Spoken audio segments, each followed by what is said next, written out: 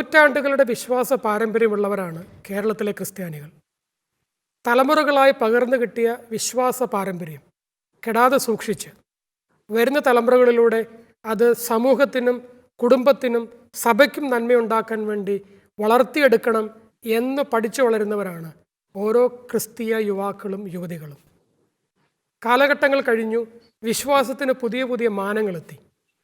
വിശ്വാസത്തിൻ്റെ ആഴം വർദ്ധിക്കേണ്ടതാണെന്ന് തിരിച്ചറിയുന്ന ഒരു സമൂഹത്തിൽ ക്രിസ്തീയ വിശ്വാസികളായ ചെറുപ്പക്കാർ, യുവാക്കളും യുവതികളും ആ പാരമ്പര്യത്തിൽ മുൻപോട്ട് വളരേണ്ടതാണ് എന്ന യാഥാർത്ഥ്യം മനസ്സിലാക്കിക്കൊണ്ട് തന്നെ പലപ്പോഴും ജീവിതത്തിൽ വിവാഹം പോലെ വളരെ പ്രധാനപ്പെട്ട ഒരു തീരുമാനമെടുക്കേണ്ട സമയത്ത് ഒരു വിശ്വാസത്തിനും പാരമ്പര്യത്തിനും അപ്പുറത്തേക്കുള്ള ബന്ധങ്ങളിലേക്ക്, താല്പര്യങ്ങളിലേക്ക് സ്വാഭാവികമായി വഴുതി വീഴുന്ന കാഴ്ച ഇന്ന് കേരളത്തിൽ അസാധാരണമല്ല. ഈ കാഴ്ച എന്തുകൊണ്ടാണ് സംഭവിക്കുന്നത്? എന്താണ് യഥാർത്ഥത്തിൽ ഒരു വിശ്വാസത്തിൻ്റെ അപ്പുറത്തേക്ക് പങ്കാളികളെ കണ്ടെത്താൻ ക്രിസ്തീയ യുവാക്കളും യുവതികളും ശ്രമിക്കുന്നത് എന്ന ചോദ്യത്തിനൊരു ഉത്തരം അന്വേഷിക്കുകയാണ് ഷെക്കീന ബിഗ് ഡിബേറ്റ് ഈ ആഴ്ച. നമുക്ക് ചർച്ചയിലേക്ക് കടക്കാം. ഇന്നത്തെ ചർച്ചയിൽ നമ്മുടെ കൂടെ ഉള്ളത് doctor Chacko Kalamparambil, doctor Mary Regina, advocate Tindu Joseph, Shri Edison Geevarghese. സ്വാഗതം. നമ്മൾ വിഷയം അവതരിപ്പിച്ചതുപോലെ തന്നെ വിശ്വാസത്തിലൂന്നിയ, പാരമ്പര്യത്തിലൂന്നിയ, കാലാകാലങ്ങളായി പഠിച്ചു വരുന്ന, വിശ്വസിച്ചു വരുന്ന നിയതമായ വിശ്വാസ പരിശീലനത്തിലൂന്നിയ ഒരു വളർച്ചയാണ് ക്രിസ്തീയ സമൂഹം കാലങ്ങളായി അനുഭവിച്ചു വരുന്നത്. ഈ വളർച്ചാ യാത്രയിൽ വിശ്വാസത്തിനോടൊപ്പം അറിവും കൂടി വരുന്നൊരു സമൂഹത്തിലാണ് നമ്മൾ ജീവിക്കുന്നത്. വിദ്യാഭ്യാസപരമായും സാമൂഹ്യ കാഴ്ചപ്പാടുകളുടെ കാര്യത്തിലും ജീവിത സാഹചര്യങ്ങളുടെ കാര്യത്തിലും ഓരോ ദിവസവും മലയാളി മുൻപിലേക്ക് വളരുകയാണ്. ഈ വളർച്ചയിൽ കൃത്യമായി സ്വാധീനം ചെലുത്തിയ, കൃത്യമായി സംഭാവനകൾ ചെയ്ത ക്രിസ്തീയ സമൂഹം ഓരോ കാലഘട്ടത്തിലും കേരളത്തിൻ്റെ സമൂഹത്തിൻ്റെ വളർച്ചയ്ക്ക് ശക്തമായ അടിത്തറയിട്ടിട്ടുണ്ട്. പക്ഷേ വേറൊരു സൈഡിൽ ചിന്തിക്കുമ്പോൾ നമ്മുടെ ഈ വിശ്വാസവും പാരമ്പര്യവും ഒക്കെ ചിലപ്പോഴെങ്കിലുമൊക്കെ മറന്നുകൊണ്ടാണ് നമ്മുടെ ജീവിതത്തിലെ ചില പ്രധാനപ്പെട്ട തീരുമാനങ്ങളിലേക്ക് നമ്മൾ എത്തുന്നതെന്ന് കാണേണ്ടി വരും. ഈ ഒരു സാഹചര്യത്തിൽ എനിക്ക് ആദ്യത്തെ ചോദ്യം ഡോക്ടർ റെജീനയോടാണ് ചോദിക്കാനുള്ളത്. ഡോക്ടർ റെജീന, ഇതൊരു ജനറൽ സ്റ്റേറ്റ്മെൻ്റ് ആണോ? വിവാഹം എന്ന് പറയുന്ന ജീവിതത്തിൽ ഏറ്റവും ക്രൂഷ്യലായ തീരുമാനമെടുക്കുന്ന ഒരു ക്രിസ്തീയ യുവതി അല്ലെങ്കിൽ യുവാവ് ആ തീരുമാനമെടുക്കുമ്പോൾ ഒരു വിശ്വാസത്തിൻ്റെ അപ്പുറത്തേക്ക്, അല്ലെങ്കിൽ അവർ കൊണ്ടു നടന്ന പാരമ്പര്യത്തിൻ്റെ അപ്പുറത്തേക്ക് ആരെ വിവാഹം കഴിച്ചാലും സാരമില്ല, ഒരു പുരുഷനും സ്ത്രീയും തമ്മിലല്ലേ വിവാഹം കഴിക്കേണ്ടത് എന്ന ജനറൽ സ്റ്റേറ്റ്മെൻറ്റിലൂടെ അവർക്ക് ഇഷ്ടമുള്ളവരുടെ അടുത്തേക്ക് പോകുന്ന ഒരു കാഴ്ച നമ്മൾ സാധാരണമായി ചർച്ച ചെയ്തു വരുന്നു. ഡോക്ടർ റെജീനയ്ക്ക് ഇതൊരു യാഥാർത്ഥ്യമാണെന്ന് തോന്നുന്നുണ്ടോ? എന്താണ് ഡോക്ടറുടെ അഭിപ്രായം അതിനെക്കുറിച്ച്? തീർച്ചയായിട്ടും കുറച്ചൊക്കെ ഇതിൽ യാഥാർത്ഥ്യമുണ്ട് എന്ന് തന്നെ നമുക്ക് പറയേണ്ടി വരും. ഇപ്പോൾ കാളംപറമ്പിൽ സാറൊക്കെ അതിനെ കൂടുതൽ പറയും. പക്ഷേ യാഥാർത്ഥ്യം കുറച്ച് അധികമാകുന്നു എന്നുള്ളത് കൊണ്ടാണല്ലോ നമ്മളിങ്ങനെ ഒരു ചർച്ചയ്ക്ക് തന്നെ മുതിരുന്നത്. പക്ഷെ എനിക്ക് തോന്നുന്നു ഇതൊരു ആഗോള പ്രതിഭാസത്തിൻ്റെ ഭാഗമാണ് എന്ന് തോന്നുന്നു. അതെങ്ങനെയാണ് ഞാൻ മനസ്സിലാക്കുന്നതെന്ന് വെച്ചാൽ, നമ്മുടെ മാർപ്പാപ്പ ഫ്രാൻസിസ് മാർപ്പാപ്പ ഏറ്റവും അവസാനം യുവജനങ്ങൾക്കായിട്ട് എഴുതിയിട്ടുള്ള പ്രബോധനം 2019 അതിൻ്റെ ടൈറ്റിൽ അല്ലെ പേര് തന്നെ ക്രിസ്തുസ് വിവിത്ത് എന്നാണ്. ക്രിസ്തു ജീവിക്കുന്നു എന്നാണ് മാർപ്പാപ്പ പറഞ്ഞത്. ആരിലൂടെ? യുവജനങ്ങളിലൂടെ. ഇപ്പോൾ മാർപ്പാപ്പയുടെ ഒരു വലിയ സ്വപ്നവും സഭയുടെ വലിയ ഊർജവുമാണ് ഈ യുവജനങ്ങൾ, നമ്മൾ ഈ ചർച്ച ചെയ്യുന്ന യുവജനങ്ങൾ എന്നുള്ളതാണ്.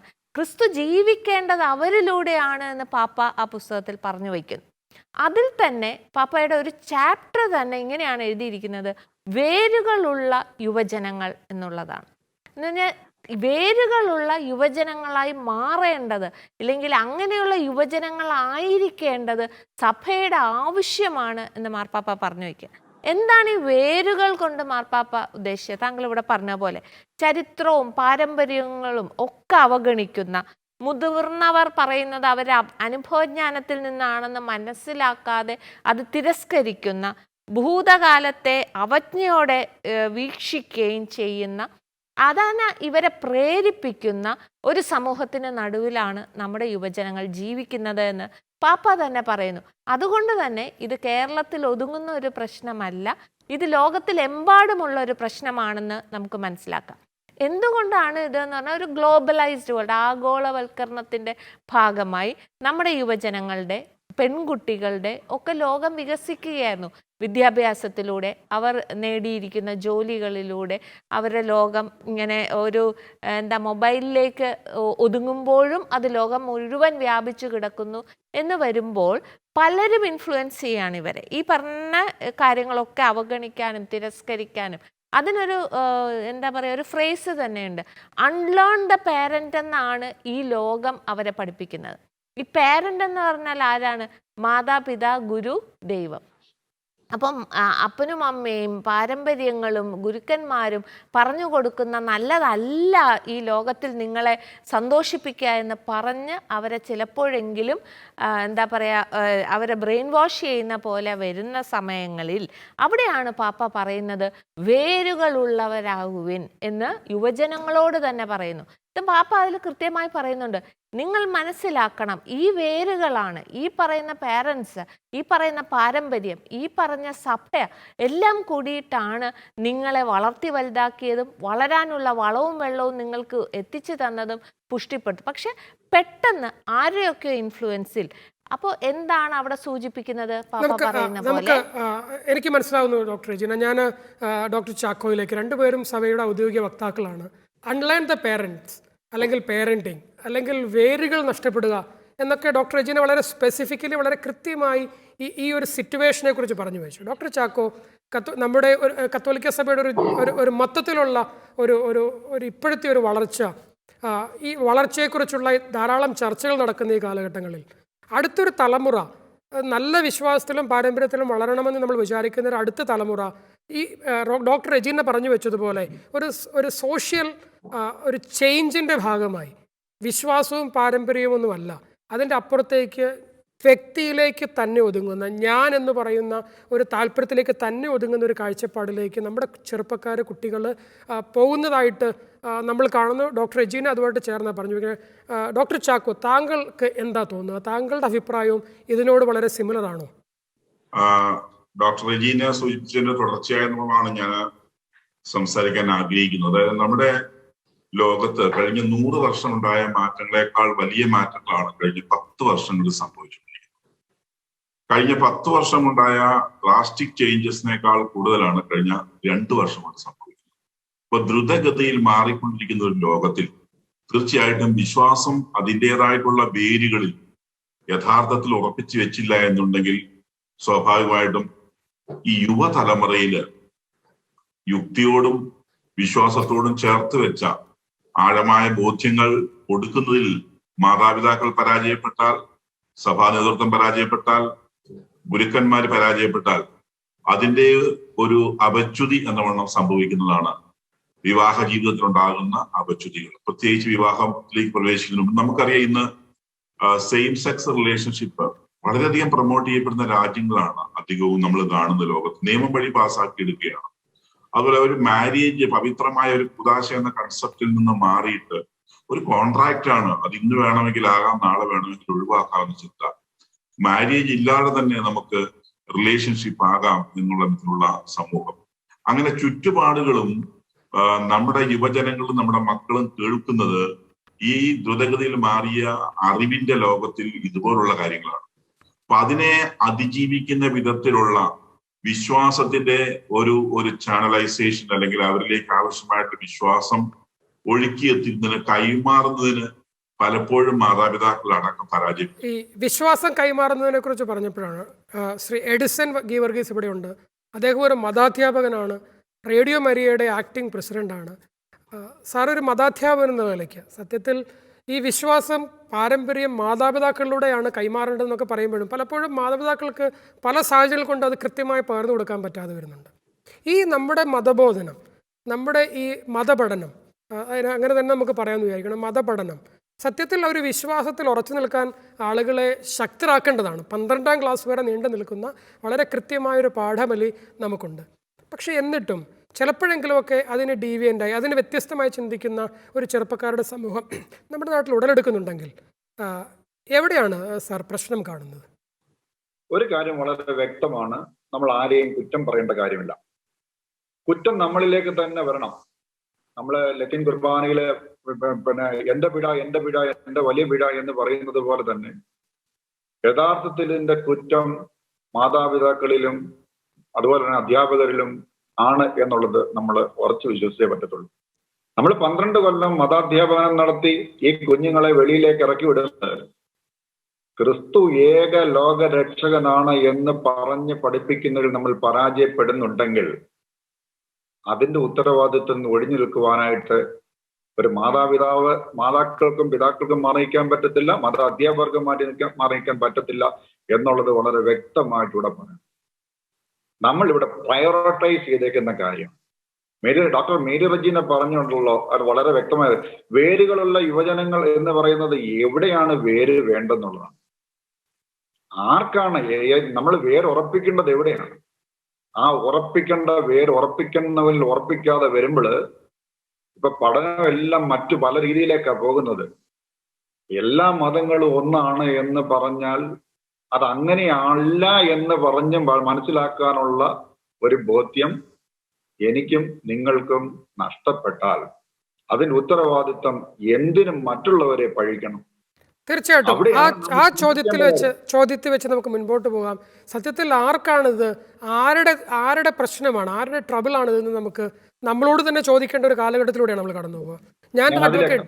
ഞാൻ അഡ്വക്കേറ്റ് ടിൻഡുവിലേക്ക് പോയിട്ട് സാറിലേക്ക് തിരിച്ചു വരാം. അഡ്വക്കേറ്റ് ടിൻഡു, താങ്കൾ ഒരു യുവജന പ്രസ്ഥാനത്തിൻ്റെ സാരഥിയാണ്, ജീസസ് യൂത്തിൻ്റെ കേരളത്തിലെ കൗൺസിൽ മെമ്പറാണ്, വർഷങ്ങളായി ചെറുപ്പക്കാരുമായി ചേർന്ന് പ്രവർത്തിക്കുന്ന ഒരാളാണ്, പ്രധാനപ്പെട്ട ലീഡർഷിപ്പിലൂടെയൊക്കെ കടന്നു പോയിട്ടുള്ള ആളാണ്. ടിൻഡു കുറച്ചും കൂടി അടുത്ത് ഇത്തരം ആളുകളുമായിട്ട് ഡീൽ ചെയ്യുന്ന ആളാണ്, ഇത്രയും ചെറുപ്പക്കാരുടെ ഒരു കമ്മ്യൂണിറ്റിയുടെ ഭാഗമാണ്. ടിൻഡു, ഇത് ഈ ഒരു വിശ്വാസരാഹിത്യം അല്ലെങ്കിൽ ജീവിതത്തിൽ ഒരു പ്രധാനപ്പെട്ട തീരുമാനം എടുക്കുമ്പോൾ അവനവൻ്റെ യുക്തിയും അവനവൻ്റെ താല്പര്യവും അവനവൻ സമൂഹത്തിൽ നിന്ന് കേട്ടുപഠിച്ച ചില അയാഥാർത്ഥ്യങ്ങളും അത് സ്വീകരിച്ചിട്ട് അതിനനുസരിച്ച് തീരുമാനമെടുക്കുന്നവരുടെ എണ്ണം നമ്മുടെ നാട്ടിൽ പെരുകി വരുന്നുണ്ടോ? പ്രത്യേകിച്ച് ക്രിസ്ത്യൻ കമ്മ്യൂണിറ്റിയുടെ ഇടയിൽ പെരുകി വരുന്നുണ്ടോ? തീർച്ചയായിട്ടും ഇന്നത്തെ ഒരു സമൂഹം എന്ന് പറയുന്നത് വ്യക്തികൾക്ക് പ്രാധാന്യം കൊടുക്കുന്ന ഒരു സമൂഹമാണ്. പണ്ടൊക്കെ നമ്മൾ കുറച്ചും കൂടിയൊക്കെ ഫാമിലി ബേസ്ഡ് ആയിട്ടാണ് ചിന്തിച്ചിരുന്നതെങ്കിൽ ഇന്ന് കുറച്ചും കൂടി വ്യക്തി സ്വാതന്ത്ര്യത്തിനും അതിനെക്കുറിച്ചൊക്കെ ഒരുപാട് എഡ്യൂക്കേറ്റഡ് ആയിട്ടുള്ള നമ്മുടെ അവകാശങ്ങളെ കുറിച്ച് ഒരുപാട് അറിയാവുന്ന ആളുകളാണ് നമ്മൾ എല്ലാവരും, ഓരോ വ്യക്തിയും. അതെ, അതുകൊണ്ട് തന്നെ നമ്മുടെ ചോയ്സസ് എന്ന് പറയുന്നത് തീർച്ചയായിട്ടും വ്യക്തിപരമാണ് എപ്പോഴും. അത് ആ ഒരു ചോയ്സസിന്റെ തന്നെ ഒരു റിഫ്ലക്ഷൻ ആണ് നമുക്ക് ഒരു മാരേജ് ലൈഫിലേക്കൊക്കെ വരുമ്പോഴും കാണാൻ സാധിക്കുന്നത്. മാത്രമല്ല നമുക്ക് ഇന്ന് കിട്ടുന്ന ഒരു എക്സ്പോഷർ എന്ന് പറയുന്നത് വളരെ വലുതാണ്. നമ്മൾ തീർച്ചയായിട്ടും നമുക്ക് അതിൽ അഭിമാനിക്കാൻ സാധിക്കും. പക്ഷെ ആ ഒരു സമയത്ത് നമ്മളെ ഫോളോ അപ്പ് ചെയ്യുന്ന ആളുകളുടെ എണ്ണം വളരെ കൂടുതലാണ്. പണ്ട് ഒരു പാരന്റ്, അപ്പനും അമ്മയും കുറച്ച് ബന്ധുക്കളും പള്ളിയിലെ അച്ഛനും സിസ്റ്ററും മാത്രമായിരുന്നു നമ്മളെ ഫോളോ അപ്പ് ചെയ്തിരുന്നതെങ്കിൽ ഇന്ന് നമ്മളെ ഫോളോ അപ്പ് ചെയ്യുന്ന ആളുകൾ എന്ന് പറയുന്നത് അത്രത്തോളം വലിയ ഒരു നമ്പറാണ്. അതുകൊണ്ട് നമ്മൾ ഇൻഫ്ലുവൻസ്ഡ് ആയിട്ട് തീരാനുള്ള സാധ്യത എന്ന് പറയുന്നത് ഏറ്റവും നന്നായിട്ട് നമ്മളെ ഫോളോ അപ്പ് ചെയ്യുന്നു അവരുടെ ആശയങ്ങളെ ആയിരിക്കും, അവരുടെ ഐഡിയോളജീസിനെ ആയിരിക്കും നമ്മൾ ഫോളോ ചെയ്യുന്നത്. തീർച്ചയായിട്ടും എന്റെ ഡിസിഷൻ മേക്കിങ്ങിൽ അത് ഒരുപാട് ഇൻഫ്ലുവൻസ്ഡ് ആവുന്നുണ്ട്. അതുകൊണ്ട് എന്നെ ഇൻഫ്ലുവൻസ് ചെയ്യാൻ ഈ ഒരു ലോകത്തിന്റെ കാര്യങ്ങൾക്ക് സാധിച്ചിട്ടുണ്ട് എങ്കിൽ തീർച്ചയായിട്ടും ഞാൻ ചിന്തിക്കുന്നത് ആ ഒരു രീതിയിലായിരിക്കും. എന്നത് മാത്രമല്ല, ഇന്നത്തെ ഒരു കാലഘട്ടത്തിൽ എനിക്ക് തോന്നിയൊരു കാര്യം വളരെ നോർമലൈസ് ചെയ്യപ്പെടുന്നുണ്ട് നമ്മുടെ മൂല്യങ്ങൾ എന്ന് പറയുന്നത്. അല്ലെങ്കിൽ എന്താണ് മൂല്യങ്ങൾ എന്ന് ആർക്കും ഇപ്പൊ ഡിഫൈൻ ചെയ്യാൻ പറ്റില്ല. ആരെങ്കിലും ഡിഫൈൻ ചെയ്യപ്പെട്ട് കഴിഞ്ഞാൽ വലിയ പ്രശ്നമാവും അവിടെ. അതുപോലെ തന്നെ നമ്മൾ പണ്ട് വളരെ കൺസർവേറ്റീവ് ആയിട്ട് ചിന്തിച്ചിരുന്ന പല കാര്യങ്ങളും ഇന്ന് വളരെ നോർമലാണ്. കുറച്ചും കൂടി നോർമലൈസ് ചെയ്യപ്പെടുന്നതിനേക്കാൾ അപ്പുറമായിട്ട് ന്യൂ നോർമൽ എന്നാണ് നമ്മളിപ്പം വിശേഷിപ്പിക്കുന്നത് പോലും. ഇപ്പൊ പുതിയ നോർമാലിറ്റീസിനെ അംഗീകരിക്കാത്ത ആളുകൾ എന്ന് പറയുന്നത് എപ്പോഴും ആ ഒരു സമൂഹത്തിന് പുറത്താകപ്പെടുന്ന ഒരു സാഹചര്യമുണ്ട്. എല്ലാവരെയും സംബന്ധിച്ചും കുറച്ച് പരിഷ്കാരികളായി നിൽക്കാനും കുറച്ച് പുരോഗമനവാദികളായി നിൽക്കുവാനും കുറച്ചുകൂടി എല്ലായിടത്തും അക്സെപ്റ്റ് ചെയ്യപ്പെടാനൊക്കെയാണ് നമ്മളൊക്കെ ആഗ്രഹിക്കുന്നത്. ഞാൻ ചേർത്ത് ചോദിക്കട്ടെ ടിൻഡുവിന് ചില ആളുകളെങ്കിലും പരിചയം ഉണ്ടാവുമല്ലോ, ഇങ്ങനെ ഇന്റർകാസ്റ്റ് മാരേജിലേക്കൊക്കെ പോയ ആളുകളെ ചിലരെങ്കിലും പരിചയം ഉണ്ടാവും. ജനറലി അവരെന്താണ് ഇതിൻ്റെ പുറകിലുള്ള ഒരു കാരണമായിട്ട് പറയുന്നത്? ജനറലി എന്താണ് അവർ ഇത്തരം ഒരു ഡിസിഷനിലേക്ക് എത്താനുള്ള കാരണമായി അവർ പറയുന്നത് എന്താണ്? ഞാൻ എൻ്റെ സുഹൃത്തുക്കളോടൊക്കെ സംസാരിച്ചപ്പം ബേസിക്കലി ഞാൻ ഒരു ലോ കോളേജ് കൾച്ചറിലൊക്കെ കുറച്ചും കൂടി അവകാശങ്ങൾക്കൊക്കെ വേണ്ടിയിട്ട് വാദിക്കുന്ന, ലോ കോളേജിനപ്പുറത്തും എല്ലായിടത്തും തന്നെ മനുഷ്യന് അവകാശങ്ങളെ കുറിച്ച് നല്ല ബോധമുണ്ട്. അതുകൊണ്ട് തന്നെ കുറച്ചും കൂടി ഇന്നത്തെ ഒരു കാലഘട്ടത്തിൽ ഇത്തരം അനുഭവങ്ങളിലൂടെ കടന്നു പോയിട്ടുള്ള സുഹൃത്തുക്കളോടൊക്കെ സംസാരിച്ചപ്പം അവർ പറഞ്ഞിട്ടുള്ളത് നമ്മളെ ആര് സന്തോഷിപ്പിക്കുന്നോ, നമ്മളെ ആര് ഹാപ്പി ആക്കുന്നോ അങ്ങനത്തെ ഒരാൾക്കല്ലേ നമ്മൾ ജീവിതം കൊടുക്കേണ്ടത്.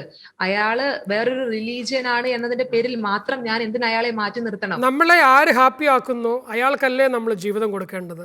ടിൻഡു ചോദിച്ചതൊരു വളരെ റെലവൻ്റ് ആയിട്ടുള്ളൊരു ചോദ്യമല്ലേ ചാക്കോ സാർ? നമ്മൾ കടന്നു വരുന്ന ആ ജനിച്ച് വളർന്നു വരുന്ന വിശ്വാസത്തിനും പാരമ്പര്യത്തിനും നമ്മൾക്ക് സന്തോഷം നൽകാൻ പറ്റുന്നില്ലെങ്കിൽ ആ സന്തോഷം എവിടെ കിട്ടിയാലും അത് അന്വേഷിച്ച് പോകുന്നതിൽ നമ്മൾക്കവരെ കുറ്റം പറയാൻ പറ്റുമോ? സാർ അല്പം കൂടി ആഴത്തിൽ ചിന്തിച്ചാൽ എവിടെയാണ് സാർ അപകടം പതിയിരിക്കുന്നത്? എവിടെയാണ് നമ്മൾ ശ്രദ്ധിക്കേണ്ട ചില പഴുതുകളുള്ളത്?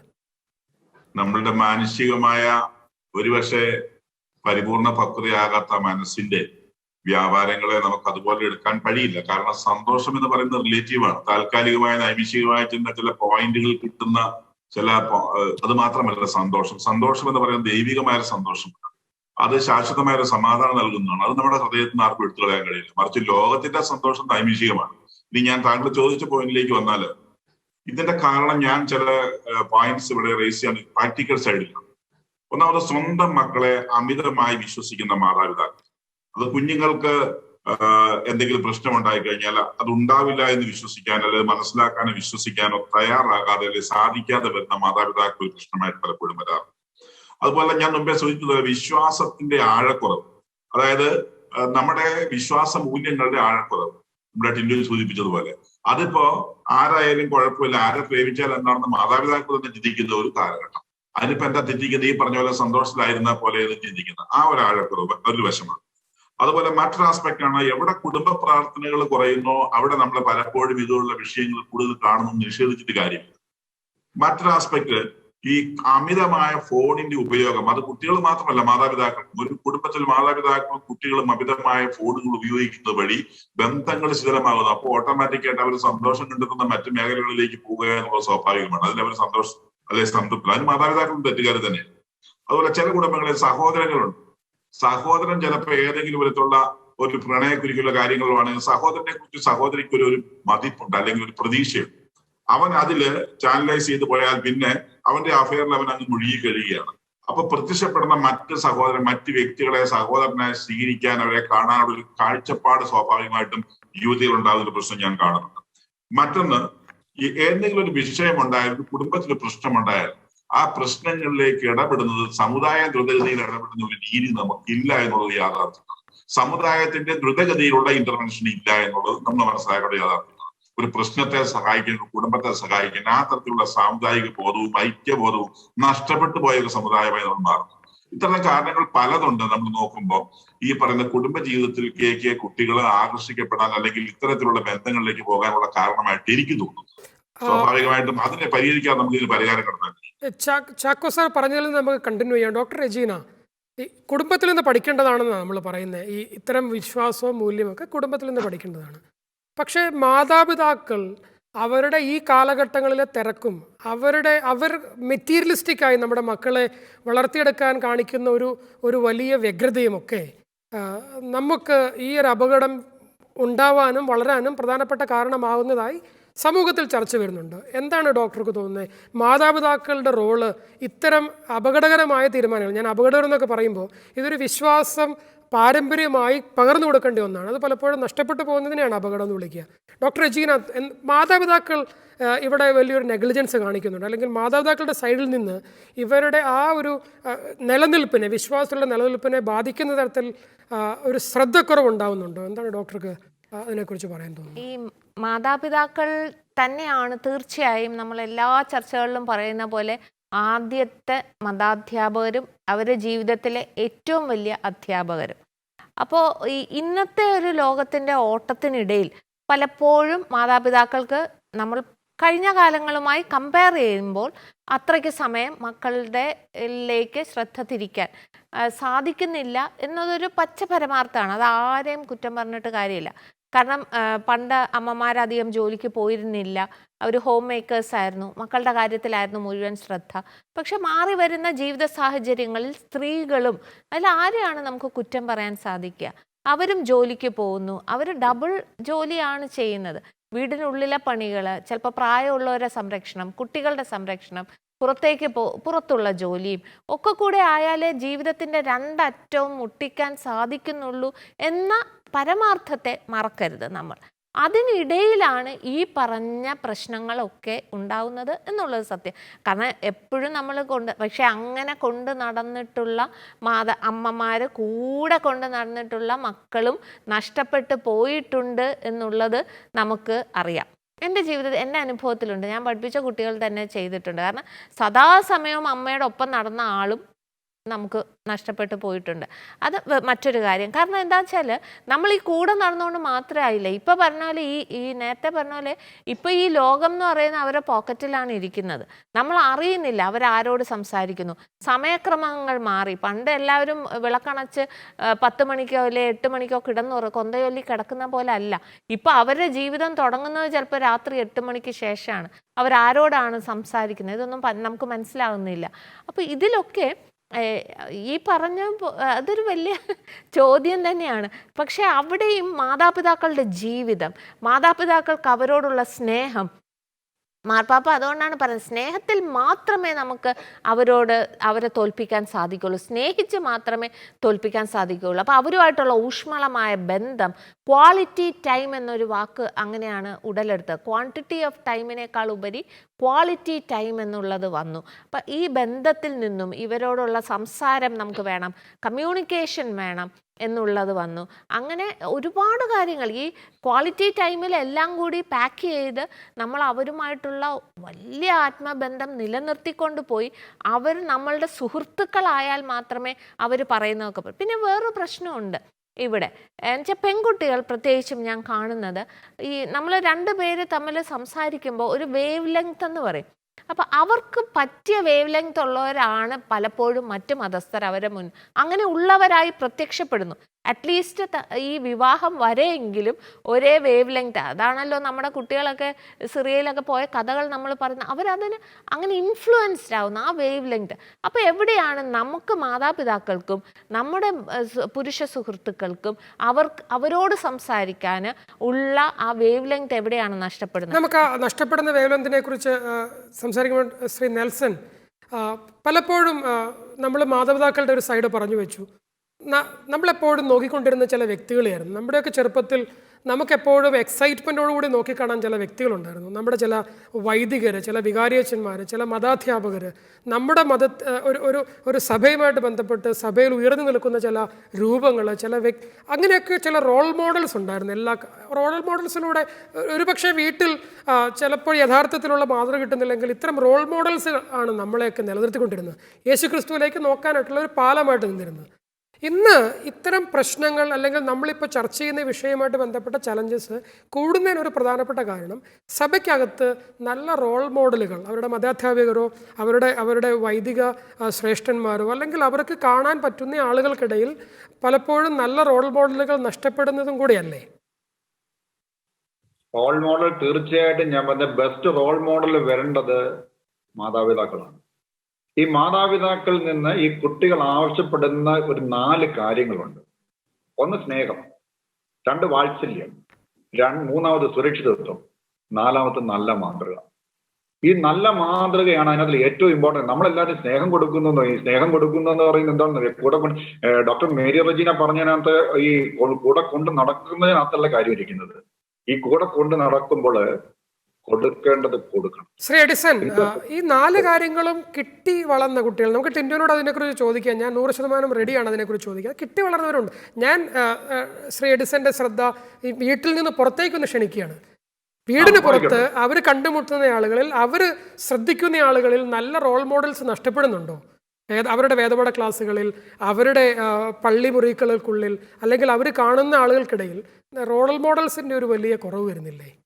അത് തീർച്ചയായിട്ടും അങ്ങനെയുള്ള സാഹചര്യങ്ങൾ നമ്മുടെ ഇടയിൽ തന്നെ ഉണ്ടാകുന്നുണ്ട്. അതിന് എനിക്ക് പ്രത്യേകിച്ച് ഒരു കാര്യം പറയാനുള്ളത്, ഈ കഴിഞ്ഞ സമയത്ത് ഞാൻ ചങ്ങനാശ്ശേരി അതിരൂപതയുടെ സഹായമെത്രാന്റെ ഒരു പ്രസംഗത്തില് പിതാവ് പറയുന്ന ഒരു കാര്യം ഉണ്ടായിരുന്നു. ഒരു മോള് ഇതുപോലെ മറ്റു അന്യമതസ്ഥനുമായിട്ട് കല്യാണം കഴിക്കാനുള്ള ഉറപ്പിച്ചു കഴിഞ്ഞപ്പോൾ പിതാവ് വിളിച്ച് സംസാരിക്കുന്ന ഒരു കാര്യമാണ്. ഒരുപക്ഷെ പലരും കേട്ടുള്ളതായിരിക്കും. എന്നിട്ട് പിതാവ് എല്ലാം പറഞ്ഞിട്ട് ഈ മോള് മാറാതിരുന്നപ്പോൾ പിതാവ് പറഞ്ഞു, മോളെ ഞാൻ ഇവിടെ മാപ്പി ചോദിക്കുമെന്ന് പറഞ്ഞു. കാരണം 11 വർഷം അല്ലെങ്കിൽ 12 വർഷം മതാധ്യാപനം നടത്തിയിട്ട് കുഞ്ഞിന് യഥാർത്ഥത്തിൽ ആരെയാണ് പ്രണയിക്കേണ്ടതെന്ന് മനസ്സിലാക്കി കൊടുക്കാനായിട്ട് സാധിക്കുന്നില്ല. ഈ പ്രണയം എന്ന് പറയുന്നത് ഒരാളിനെയാണ് പ്രണയിക്കേണ്ടത്. അത് നമ്മുടെ മത അധ്യാപനത്തിൽ സംഭവിക്കേണ്ട കാര്യമാണ്. ക്രിസ്തുവിനെ പ്രണയിക്കാനായിട്ട് നമ്മൾ പഠിപ്പിക്കുന്നില്ല. അങ്ങനെ പഠിപ്പിച്ചിരുന്നു എങ്കിൽ ഉറപ്പായിട്ടും ഞാൻ പറയുന്നു, ആ ക്രിസ്തുവിനെ തള്ളിയിട്ട് അവൻ പോകത്തില്ല. അതാണ് നമുക്ക് പറ്റുന്ന ഏറ്റവും വലിയ തെറ്റ്. അവിടെ അത് നമ്മളെല്ലാം പ്രയോറിറ്റൈസ് ചെയ്യാണ്. കുഞ്ഞുങ്ങളെ നല്ല രീതിയിൽ വളർത്തണം, പഠിപ്പിക്കണം, നല്ല വിദ്യാഭ്യാസം കൊടുക്കണം. ഇതെല്ലാം നമ്മൾ ചെയ്യുന്നുണ്ട്. ഇതെല്ലാം നമ്മൾ ചെയ്യുമ്പോഴും കൊടുക്കേണ്ടതൊന്നുണ്ട്, അത് കൊടുക്കുന്നില്ല. അത് ഇപ്പൊ ഞായറാഴ്ച പോലും ക്ലാസ് മാറ്റി പിന്നെ എന്താ പറയുന്ന പള്ളിയിൽ പോകണ്ട, ക്ലാസ്സിന് പോയാൽ മതി എന്നുള്ള ഒരു ചിന്താഗതി നമ്മുടെ ഇടയിൽ ഈ അടുത്ത കാലത്ത് വളരെയധികം വളർന്നു വന്നിരുന്നു. ഇനിയും വേണ്ടത് എന്താണെന്നറിയോ? നമ്മൾ ചെയ്യേണ്ട, വെളിയിലേക്ക് പോകുമ്പോൾ രാവിലെ എഴുന്നേറ്റ് പള്ളിയിലേക്ക് നീ പോകുക എന്നല്ല പറയേണ്ടത്, നീ പള്ളിയിലേക്ക് വരിക എന്ന് പറയണം. എന്തുകൊണ്ടാ? രണ്ടുപേരും ഇറങ്ങിയിട്ട്, മാതാപിതാക്കൾ ഇറങ്ങിയിട്ട് പള്ളിയിലേക്ക് പോകുന്ന കണ്ടിട്ട് കുഞ്ഞുങ്ങൾക്ക് പിന്നെ വീട്ടിൽ ഇരിക്കാൻ പറ്റത്തില്ല, അവൻ രാവിലെ പോകും. ഇപ്പൊ ഏറ്റവും വലിയ പ്രശ്നം എന്താണെന്ന് വെച്ച് കഴിഞ്ഞാൽ, കുഞ്ഞുങ്ങളെ വെളുപ്പിന് വന്ന് വിളിക്കാൻ പോലും മാതാപിതാക്കൾക്ക് പേടിയാണ്. അവിടെ വിളിച്ചു കഴിഞ്ഞാൽ ഉറക്കത്തിൽ നിന്നിട്ട് അവരെങ്ങനെ റിയാക്ട് ചെയ്യുമെന്ന് പേടിയാണ്. ഈ പേടിയാണ് നമുക്ക് ഏറ്റവും വലിയ പ്രശ്നം. ഈ പേടി നമ്മൾക്കൊക്കെ അറിയാമല്ലോ. പണ്ട് കാലങ്ങളിലൊക്കെ ഭവനങ്ങളില് പിള്ളേരെയൊക്കെ തല്ലി വളർത്തി, നമ്മൾ അടി കൊടുത്ത് വളർത്തിയിരുന്നു എന്ന് പറയും. ഇപ്പൊ പിള്ളേരെ അടിക്കില്ല, പേടിയാണ്. അവർ ചോദിക്കുന്നതിനപ്പുറം നമ്മൾ കൊടുത്തുമാണ്.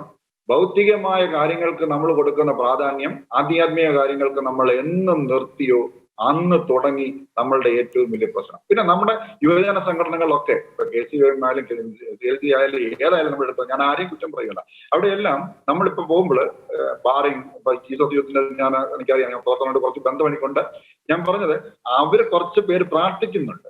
ഈ പ്രാർത്ഥന എന്ന് പറയുന്ന ഒരു എന്നെ മുൻതൂക്കം കൊടുത്തുകൊണ്ട് ആണോ നമ്മുടെ യുവജന പ്രസ്ഥാനങ്ങൾ മുന്നോട്ട് പോകുന്നത്, അതോ വെറുതെ ഒരു കൂടിക്കാഴ്ചയ്ക്ക് വേണ്ടിയുള്ളതാണോ?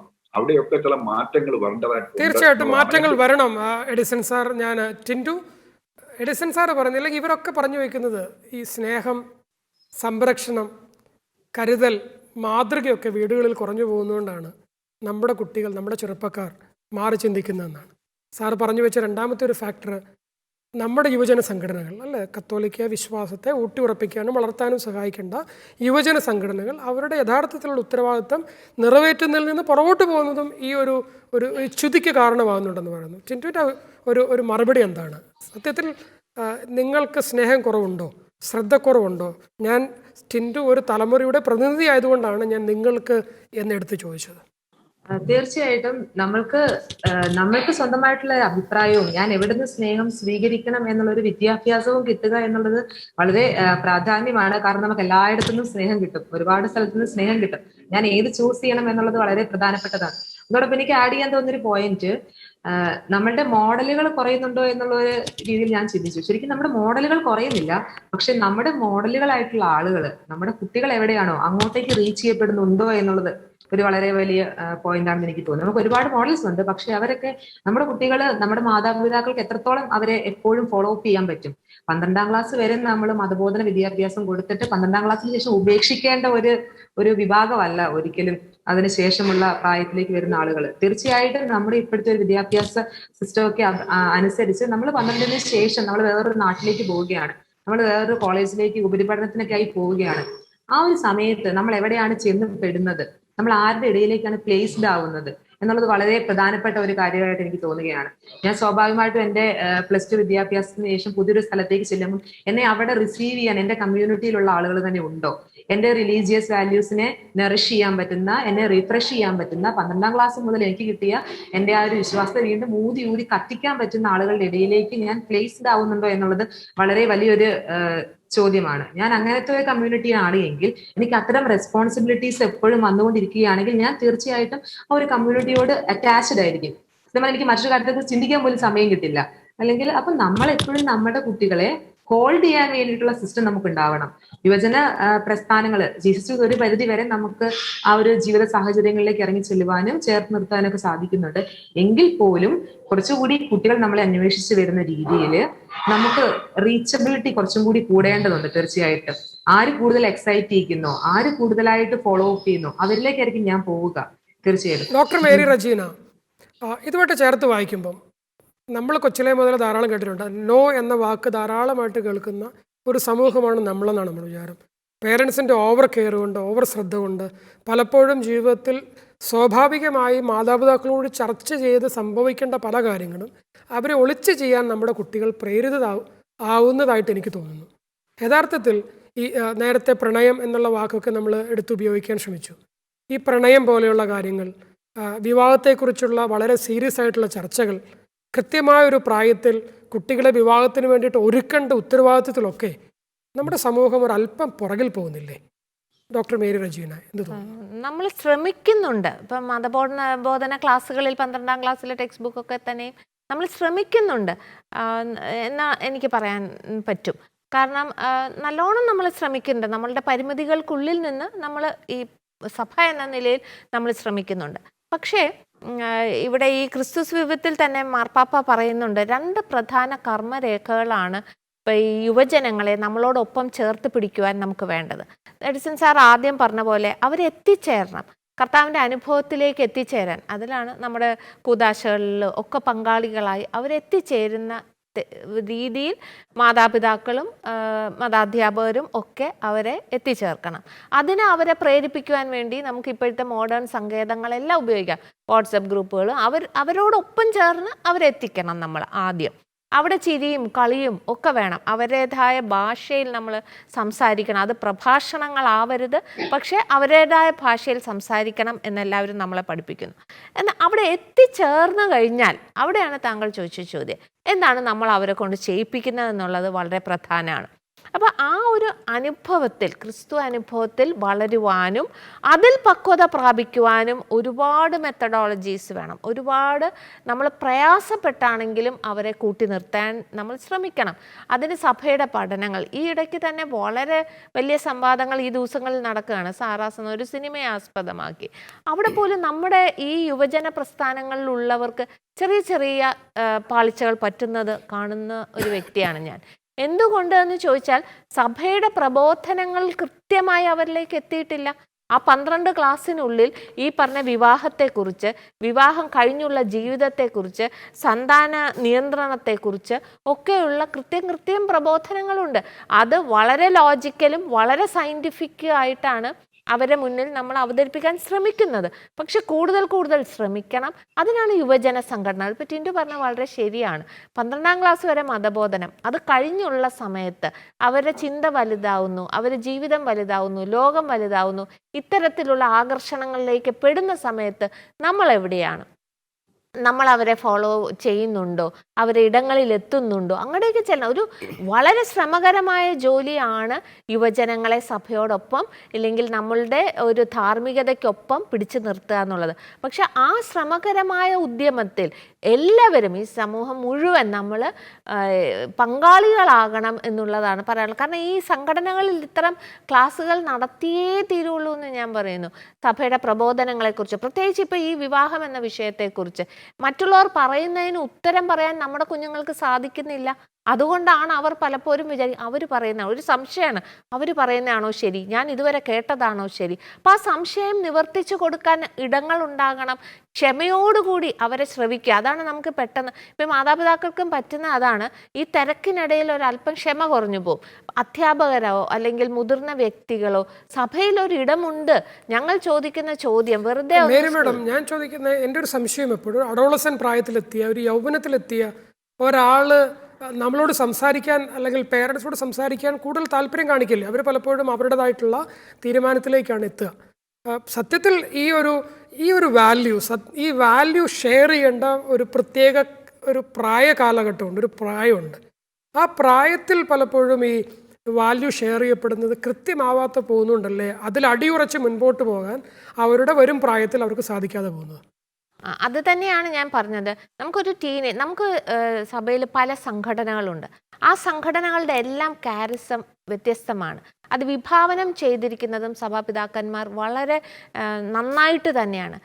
ആർക്ക് എപ്പോൾ എന്തെത്തിച്ചു കൊടുക്കണം, അവർ എങ്ങനെയാണ് സഭയിലും സമൂഹത്തിലും പെരുമാറേണ്ടത് എന്നുള്ള കാര്യങ്ങൾ പടിപടിയായി അവരെ ഉയർത്തിക്കൊണ്ട് വരാനാണ് നമുക്ക് പല സംഘടനകൾ, തിരുബാല സഖ്യം മുതൽ മുകളിലേക്കുള്ള. എനിക്ക് മനസ്സിലായി. ചാക്കോ സാർ, ഞാൻ ഇതിൽ നിന്ന് വ്യത്യസ്തമായ ഒരു ചോദ്യത്തിലേക്ക് സാറിൻ്റെ അടുത്തേക്ക് വരികയാണ്. ഈ നമ്മൾ പറഞ്ഞതുപോലെ ഇത്തരം പാരമ്പര്യങ്ങളിലൂടെയൊക്കെ വളരണം, നമ്മൾ കൊച്ചിലെ മുതലേ പ്രിപ്പറേഷൻസ് കൊടുക്കണം. ഇതൊക്കെ സത്യത്തിൽ മതപഠനം നമ്മുടെ വേദപാഠ ക്ലാസ്സുകൾ വളരെ സിസ്റ്റമാറ്റിക്, മേരി മാഡം പറഞ്ഞു വെച്ചു, വളരെ സിസ്റ്റമാറ്റിക് ആയിട്ടാണ് കാര്യങ്ങളൊക്കെ പറയുന്നത്. ഇത് പഠിച്ചു തന്നെയാണ് നമ്മൾ 12ാം ക്ലാസ് പാസ്സാകുന്ന കുട്ടികളാണ് നമ്മുടെ കുട്ടികളെല്ലാവരും. എൻ്റെ ഒരു സംശയം, ഇവിടെ പ്രശ്നം ഈ പഠിക്കുന്നതും അവർ കാണുന്നതും തമ്മിലൊരു ബന്ധമില്ലെന്നുള്ളൊരു വലിയ പ്രശ്നമില്ല സാർ. ഇവരുടെ പലപ്പോഴും ഈ ഒരു എക്സൈറ്റിങ്, നമ്മൾ മറ്റ് സമുദായങ്ങളൊക്കെ എടുത്താൽ നമ്മളിപ്പോൾ ചർച്ച ചെയ്യുന്ന പ്രശ്നം വളരെ കുറവാണ്. ഒരു വിശ്വാസത്തെ വളരെ ലൈറ്റായിട്ട് എടുക്കുന്ന, വളരെ ലിബറലായിട്ട് എടുക്കുന്ന, വേണമെങ്കിൽ വേണം വേണ്ടെങ്കിൽ വേണ്ടെന്നൊക്കെ കരുതുന്ന ഒരു രീതിയൊന്നും പല സമുദായങ്ങളിലും കാണാനില്ല. പക്ഷെ നമ്മുടെ ഒരു ക്രിസ്ത്യൻ സമൂഹത്തിൽ അത് ഭയങ്കരമായി കൂടി വരുന്നു. സത്യത്തിൽ ഇത് തമ്മിലൊരു ഇംബാലൻസ് ഇല്ല. ഇവർ കേൾക്കുന്നതും കാണുന്നതും തമ്മിലൊരു വലിയ അന്തരമില്ലേ സാർ? അത് വളരെ പ്രസക്തമായിട്ടുള്ള ഒബ്സർവേഷനാണ്. ഞാനത് പറയുമ്പോൾ മേരി ടീച്ചർ പറഞ്ഞ ചില കാര്യങ്ങളോട് വിയോജിപ്പോട് കൂടി തന്നെ ഞാൻ രേഖപ്പെടുത്തുക. അതായത് നമ്മൾ ഒരു വിദ്യാർത്ഥിയുടെ അല്ലെങ്കിൽ ഒരു കുഞ്ഞിന്റെ വളർച്ചയുടെ ശാസ്ത്രീയമായിട്ടുള്ള ഒരു ഒബ്സർവേഷനാണ് ഞാൻ വായിച്ചത്. 30% അവന്റെ അല്ലെങ്കിൽ അവളുടെ ഫിസിക്കൽ ഗ്രോത്ത് ആണ്. അത് ആഹാരം, വസ്ത്രം, പാർപ്പിടം, മാതാപിതാക്കൾ അത് ഉണ്ടാക്കി കൊടുക്കുന്നുണ്ട് എങ്ങനെയും. കാരണം ഒരു കുഞ്ഞല്ലേ 2 കുഞ്ഞേ ഉള്ളൂ, അവരത് ശ്രമിക്കും. രണ്ടാമത്തെ ഒരു 30% കോൺട്രിബ്യൂഷൻ എന്ന് പറഞ്ഞാൽ അവന്റെ ഇന്റലക്ച്വൽ അല്ലെങ്കിൽ മെന്റൽ ഗ്രോത്ത് ആണ്. അത് അവന്റെ പഠനവും പാഠ്യേതര വിഷയങ്ങളും കലാകായിക കഴിവുകളെയും പ്രൊമോട്ട് ചെയ്യാനായിട്ട് രക്ഷിതാക്കൾ അക്ഷീണം പരിശ്രമിക്കും. പക്ഷെ ഒരു 40% അവർ നിരീക്ഷിക്കുന്നത് സ്പിരിച്വൽ ഗ്രോത്ത് ആണ്. ഈ സ്പിരിച്വൽ ഗ്രോത്തിന്റെ സൈഡിൽ മിക്കവാറും പലപ്പോഴും വളരെ ശുഷ്കിച്ച അവസ്ഥയാണ്. അത് സ്കൂൾ ലെവലിലായാലും മതപഠന ക്ലാസ്സിലായാലും വീടുകളിലായാലും ഇന്നത്തെ മാതാപിതാക്കൾക്ക് പറ്റുന്ന ഒരു അപജയമാണ്. അപ്പോൾ സ്വാഭാവികമായിട്ട് എന്ത് സംഭവിക്കുന്നു, ഈ ശോഷിച്ചു പോയ 40% ആണ് അടിസ്ഥാനപരമായിട്ട്, അവർ പറയുന്നത് 40%, ഞാൻ പറഞ്ഞ ശോഷിച്ചു പോയ തലമാണ് അടിസ്ഥാനപരമായിട്ട് നമ്മുടെ ഈ പ്രശ്നങ്ങളെല്ലാം അടിസ്ഥാന കാരണം എന്ന് എനിക്ക് തോന്നുകയാണ്. കാരണം നമ്മുടെ പണ്ടത്തെ പേരന്റിങ് കുറിച്ച് ടീച്ചർ പറഞ്ഞപ്പോൾ പറഞ്ഞു പേരൻസ് വളരെ നന്നായി ചെയ്യുന്നു എന്ന്. ശരിയാണ്. പക്ഷെ പണ്ട് 8ഉം 10ഉം കുഞ്ഞുങ്ങളുള്ള മാതാപിതാക്കൾ അവർ കാണിച്ചു കൊടുത്തിരുന്ന മാതൃകയും അവരുടെ ജീവിതത്തിൽ പ്രാക്ടീസ് ചെയ്യുന്ന വാട്ട് ദേ പ്രീച്ച് അവരത് പ്രാക്ടീസ് ചെയ്തു. എന്തൊക്കെ പോരായ്മകൾ ഉണ്ടായിരുന്നെങ്കിൽ പോലും വിശ്വാസ മേഖലയിൽ അവരത് പ്രീച്ച് ചെയ്തിട്ട് പ്രാക്ടീസ് ചെയ്യുന്നു ഒരു പരിധിവരെയെങ്കിൽ. അതുകൊണ്ട് അവരുടെ അമ്മമാരും അവരുടെ അച്ഛന്മാരും അവർക്കൊരു വലിയ മാതൃക, റോൾ മോഡലുകൾ തന്നെയായിരുന്നു. പക്ഷെ ഇന്ന് അങ്ങനെയല്ല. മാതാപിതാക്കൾ പലപ്പോഴും പറയാറുണ്ട്, മതാധ്യാപകർ പലപ്പോഴും പറയാറുണ്ട്, പക്ഷെ അല്ലെങ്കിൽ അവരുടെ ഗുരുക്കന്മാർ പലപ്പോഴും പറയാറുണ്ട്. പ്രായോഗിക തലത്തിൽ അവർ കാണുന്നത് നേരെ തിരിച്ചാണ്. ഈ ഒരു ഒബ്സർവേഷൻ അവിടെ ഉണ്ട് എന്ന നിലയ്ക്ക് ഞാൻ മറ്റൊരു ആസ്പെക്ട് പറയുന്നത്, ഈ അടുത്ത ദിവസം എന്നോടൊരു സ്കൂളിൽ ഹയർ സെക്കൻഡറി പഠിക്കുന്ന അധ്യാപകൻ, അദ്ദേഹം +2 പഠിപ്പിക്കുന്നത്. അപ്പൊ അദ്ദേഹം പറഞ്ഞു, അദ്ദേഹത്തിന്റെ ഒരു സ്റ്റുഡന്റ്, മതപഠനം പഠിപ്പിച്ച ഒരു സ്റ്റുഡന്റ് PG കഴിഞ്ഞ് വന്നിട്ട് അദ്ദേഹത്തോട് പറഞ്ഞു, അദ്ദേഹം ഇംഗ്ലീഷിന്റെ അധ്യാപകനാണ്. സാർ ഒരു ഇംഗ്ലീഷ് BAയും MAയും പഠിച്ച അധ്യാപകരാണെന്ന് ഞാൻ വിശ്വസിക്കുന്നില്ല. കാരണം അങ്ങനെയാണെങ്കിൽ സാർ പണ്ടേ ക്രൈസ്തവ വിശ്വാസം ഉപേക്ഷിച്ചു പോകേണ്ട വ്യക്തിയായിരുന്നു. കാരണം നമ്മുടെ സിലബസുകളിലെല്ലാം ഇൻഫിൽട്രേറ്റ് ചെയ്തിരിക്കുന്ന ഇത്തരത്തിലുള്ള നമ്മുടെ ക്രൈസ്തവ വിശ്വാസത്തിനും മതത്തിനും എതിരായിട്ടുള്ള കാര്യങ്ങൾ സിലബസ് വരെ പഠിപ്പിക്കുന്നുണ്ട്. അപ്പൊ ഇത്തരത്തിലുള്ള സാഹചര്യത്തിൽ നിന്നുകൊണ്ട് നമ്മുടെ കുഞ്ഞുങ്ങൾക്ക് പലപ്പോഴും ത്രിത്വത്തെ കുറിച്ച് വ്യക്തതയില്ല. യേശു ഏകരക്ഷകനാണെന്നതിനെ കുറിച്ച് അറിയില്ല. നമ്മൾ 12 വർഷം മതപഠനം പഠിക്കുന്നത് പറയുമ്പോഴേ ഈ മതപഠനത്തിന് ആകെ കൂടി നമ്മൾ എടുക്കുന്ന ഒരു 300-400 മണിക്കൂറാണ് ഈ 12 വർഷത്തിൽ മതപഠനം. അതുകൊണ്ട് ഒന്നും ആകുന്നില്ല. ഒരു വർഷത്തിൽ 40 മണിക്കൂറാണ് പരമാവധി മതപഠനത്തിന് വേണ്ടി കിട്ടുന്നത്. ഒരാഴ്ചയിൽ അവര് ഭൗതിക ശാസ്ത്രവും അല്ലെങ്കിൽ അവരുടെ സാധാരണ എഡ്യൂക്കേഷന് വേണ്ടി 40 മണിക്കൂർ പഠിക്കുമ്പോൾ ഒരു വർഷത്തിൽ 40 മണിക്കൂറാണ് പഠിക്കുന്നത്. അവിടെ എങ്ങനെയാണ് ഈ പരിശീലനം പൂർത്തിയാകുക? അത് പൂർത്തിയാക്കപ്പെടേണ്ടത് മാതാപിതാക്കളിലൂടെയാണ്. അതുകൊണ്ട് കുട്ടികൾക്ക് അറിഞ്ഞുകൂടാ പലതും. ത്രിത്വം എന്താണെന്ന് ചോദിച്ചാൽ അറിഞ്ഞുകൂടാ. യേശു രക്ഷകനാണോ ദൈവമാണോ എവിടെയാ ബൈബിൾ പറയുന്നത് അറിഞ്ഞുകൂടാ. മറ്റൊരു കാര്യം, നമ്മുടെ മാതാപിതാക്കൾ പൂജ്യമായി കരുതിയിരുന്ന പല ആചാര അനുഷ്ഠാനങ്ങളും അത് ഇന്ന് നിസ്സാരവൽക്കരിക്കുകയാണ് ഇന്നത്തെ മാതാപിതാക്കൾ. അതൊരു വെഞ്ചരിച്ച വെള്ളമാകട്ടെ, ഒരു ജപമാലയാകട്ടെ, അല്ലെങ്കിൽ നമ്മുടെ വിശ്വാസ പ്രമാണം പോലുള്ള ഡെലിവറൻസ് പ്രയർ ആകട്ടെ, അതിനൊന്നും വലിയ പ്രാധാന്യവും പ്രസക്തിയും കഴിയില്ല.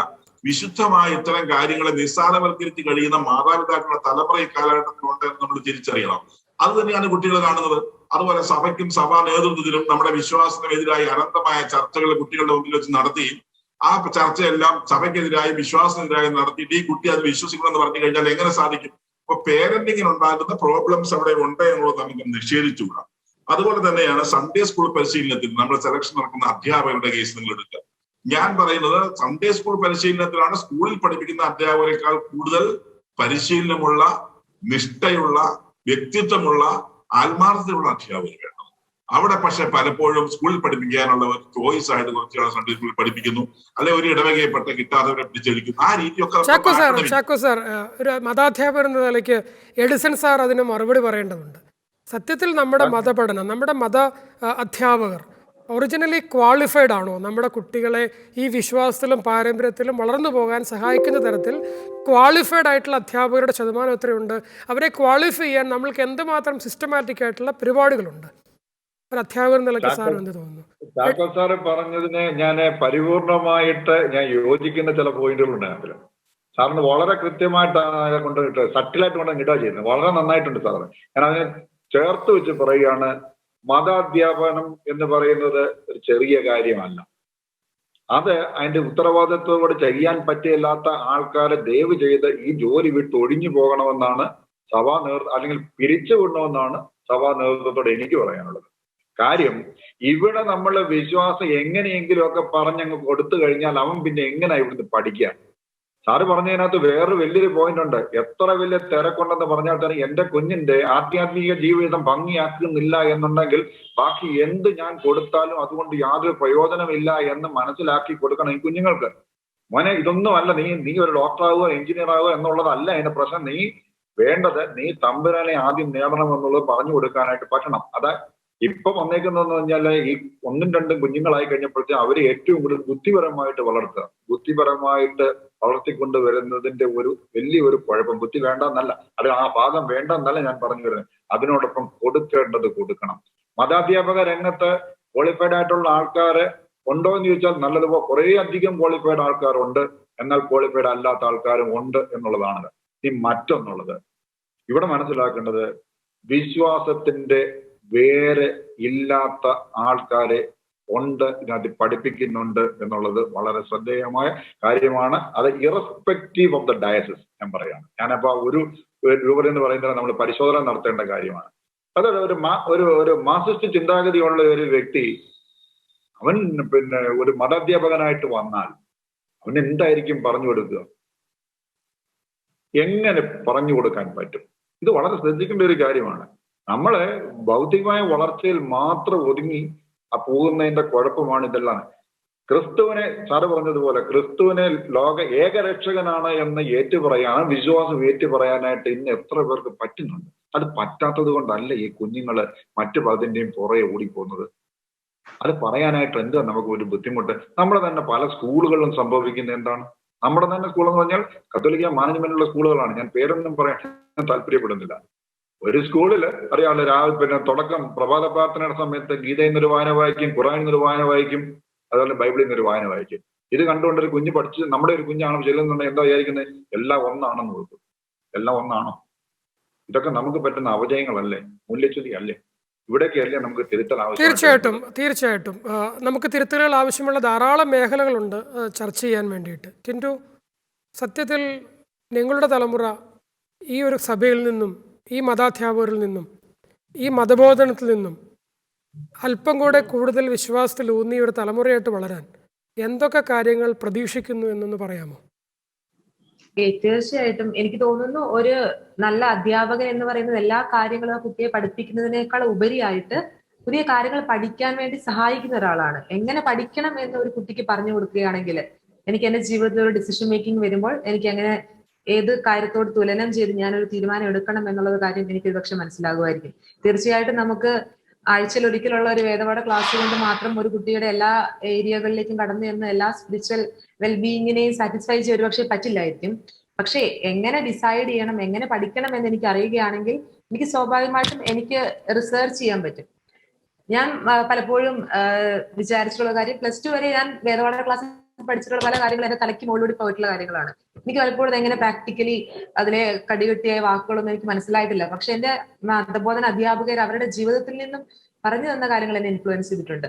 അവരുടെ ഒരു തീഷ്ണത, കർത്താവിന് വേണ്ടി അവർ ഏറ്റവും തീഷ്ണതയോടെ വേദപാഠം പഠിപ്പിച്ചിട്ടുള്ള, വേദപാഠം സംസാരിച്ചിട്ടുള്ള സാറുമാർ എന്നെ ഇൻഫ്ലുവൻസ് ചെയ്തിട്ടുണ്ട്. അവരുടെ ഒരു അഗ്നിയൊക്കെ കാണുമ്പോൾ ഈശോ എനിക്കും ഇതുപോലെ ആവണമെന്ന് ഞാൻ പലപ്പോഴും ആഗ്രഹിച്ചിട്ടുണ്ട്. പിന്നീട് അങ്ങോട്ടേക്ക് വേദപാഠത്തിനപ്പുറം, വേദപാഠത്തിന് ശേഷം പലപ്പോഴും സഭയുടെ പഠനങ്ങളിലേക്കുള്ള ഒരു തുറവി കിട്ടിയപ്പോഴേക്ക്, അല്ലെങ്കിൽ എന്താണ് catechism of the Catholic church, ഞാനൊരു വിഷയം ഒരു സംശയത്തിൽ നിൽക്കുമ്പോൾ ചർച്ച് അതിനെ കുറിച്ച് എന്ത് പഠിപ്പിക്കുന്നു, എനിക്കത് എവിടെ റീച്ച് ചെയ്യാൻ പറ്റും, അല്ലെങ്കിൽ UCAT എന്ത് പഠിപ്പിക്കുന്നു, എനിക്ക് കൺഫ്യൂഷൻ വരുമ്പം എന്താണ് സഭ ഇതിനെക്കുറിച്ച് ഈ ഒരു പുസ്തകത്തിൽ പറഞ്ഞിരിക്കുന്നത് എന്നുള്ള കാര്യങ്ങൾ പലപ്പോഴും എനിക്ക് കുറച്ചും കൂടി മനോഹരമായിട്ട് മനസ്സിലാക്കാൻ സാധിച്ചിട്ടുണ്ട്. ഒരു 12ാം ക്ലാസ് വരെയുള്ള എന്റെ ബുദ്ധിവികാസത്തിൽ ഒരുപക്ഷെ എനിക്ക് ഉൾക്കൊള്ളാൻ പറ്റാതെ പോയ കാര്യങ്ങൾ എന്റെ ഒരു ഡിഗ്രി കാലഘട്ടങ്ങളിലൊക്കെ കുറച്ചും കൂടി എനിക്ക് മനസ്സിലാക്കാൻ സാധിച്ചപ്പോൾ എന്നെ അതിലേക്ക് ലീഡ് ചെയ്യുന്ന സപ്പോർട്ടുകൾ എനിക്ക് കിട്ടിയിട്ടുണ്ട്.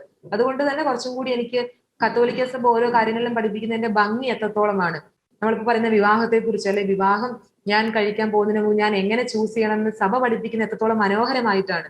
അല്ലെ തിയോളജി ഓഫ് ദ ബോഡി, അത് എന്തുകൊണ്ട് എനിക്ക് നേരത്തെ പഠിക്കാൻ പറ്റിയില്ല, അത് അതിനെക്കുറിച്ചുള്ള ക്ലാസ്സുകൾ കിട്ടിക്കഴിഞ്ഞപ്പോഴാണ് എനിക്ക് മനസ്സിലായത് ദൈവം ഇതിനെക്കുറിച്ചുള്ള ഇത്രയും മനോഹരമായ ക്ലാസ്സുകൾ എല്ലാവർക്കും കിട്ടിയിരുന്നെങ്കിൽ ഒരുപക്ഷെ നമ്മൾ ഒരിക്കലും ലൗകികമായ ഒരു റിലേഷന്റെ പുറത്ത് നമ്മൾ പോവില്ലല്ലോ. എന്റെ ശരീരത്തിന്റെ വില എത്രത്തോളം വലുതാണെന്നുള്ളത് എന്നോട് ഇതിനു മുമ്പ് ആരെങ്കിലും ഈ ഒരു രീതിയിൽ സഭ പഠിപ്പിക്കുന്നത് പോലെ പറഞ്ഞു തന്നിരുന്നുവെങ്കിൽ എന്ന് ഞാൻ ആഗ്രഹിച്ചിട്ടുണ്ട്. അതുപോലെ തന്നെ നമ്മുടെ വേദപാഠ ക്ലാസ്സുകളിലൊക്കെ നമ്മൾ പ്രണയിക്കരുത് എന്നൊക്കെ പറയുന്നുണ്ട്.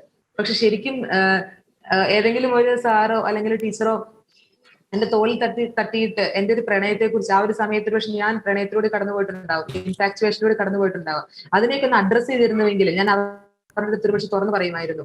അതുപോലെ ഇന്ന് തോളോട് ചേർന്നിരുന്ന് മാതാപിതാക്കൾക്ക് വളരെ ഓപ്പൺ ആയിട്ട്, അല്ലെങ്കിൽ മതാധ്യാപകർക്ക് വളരെ ഓപ്പൺ ആയിട്ട് ഈ പറഞ്ഞ പോലെ ചമ്മലോ മടിയോ ഒന്നും ഇല്ലാതെ പ്രണയത്തെക്കുറിച്ചും ഇൻഫാക്ച്വേഷനെ കുറിച്ചും അത്തരം വികാരങ്ങളെ കുറിച്ചൊക്കെ സംസാരിക്കാൻ വേണ്ടിയിട്ട് പറ്റുകയായിരുന്നുവെങ്കിൽ കുറച്ചും കൂടിയൊക്കെ കുട്ടികൾക്ക് നല്ല ഉപദേശങ്ങൾ കിട്ടുമായിരുന്നില്ലേ?